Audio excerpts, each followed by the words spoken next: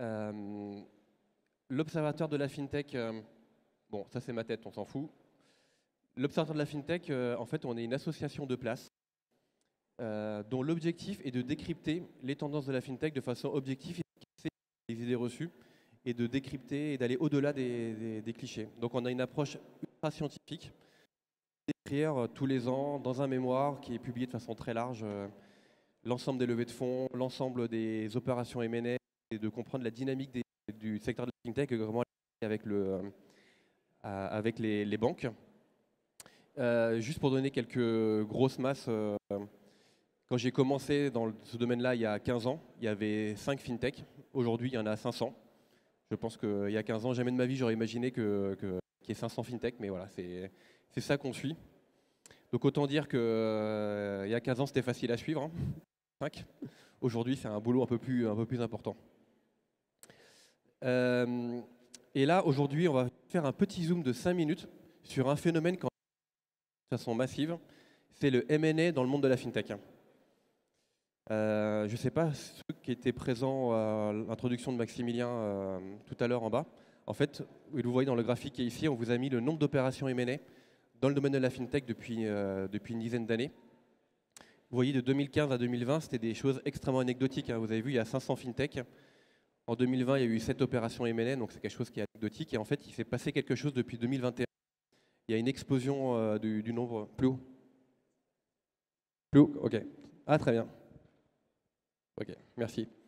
Donc il y a une explosion et aujourd'hui, depuis 2 ans, en fait, on est à un état stable de 48 opérations M&A par an, ce qui donne une opération M&A par semaine, soit environ 10% du stock de FinTech. Donc il se passe quelque chose de façon massive. Si on veut décrypter, je vais vous donner quelques exemples pour voir de quoi on parle exactement. Donc il y en a eu plus d'une cinquantaine, mais j'en ai pris 3 qui me semblent les plus symboliques de l'année. Il y a eu la première opération, c'est Worklife, qui est un acteur de l'avantage salarié qui a été racheté par le groupe Créacol. Il y a eu SlimPay, un acteur du paiement, qui a été acheté par une autre fintech qui est suédoise qui s'appelle Trustly.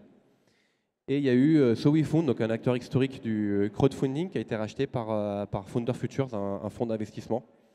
Et vous voyez, à chaque fois, je vous ai mis les projets industriels qui sont sous-jacents à ces opérations.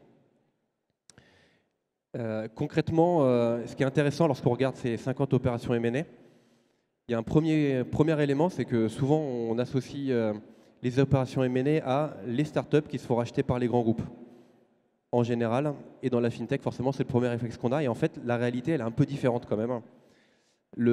Tout d'abord, les grands groupes ne sont pas les premiers acheteurs de FinTech de cette année.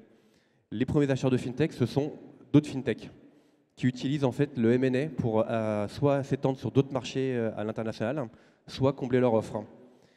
De façon très proche arrivent les corporates. Alors, très souvent, les corporates, quand ils prennent une FinTech, en fait, ils l'utilisent pour faire des nouvelles activités, pour faire de la diversification. Et enfin, c'est assez peu connu et c'est assez significatif. Surtout à l'heure d'aujourd'hui où on sait que les fonds, l'argent est rare. Dans 23% des cas, en fait, ce sont les fonds d'investissement qui achètent des fintech.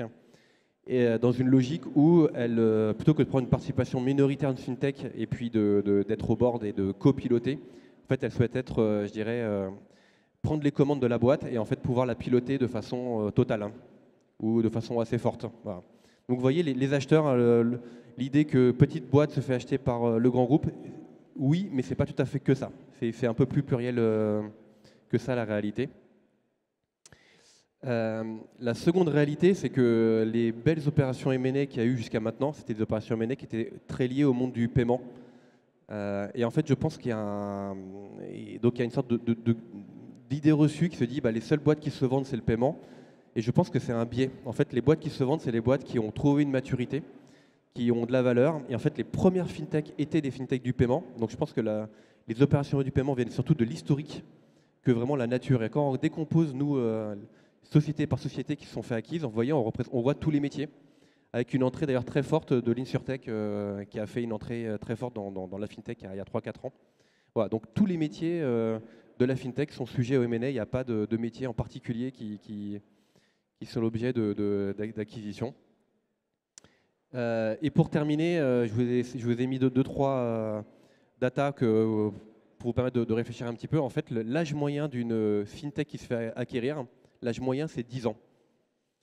Donc vous voyez, avant qu'une boîte soit mature et acquise par une autre fintech, par un corporate, en fait, on est sur des cycles très très longs.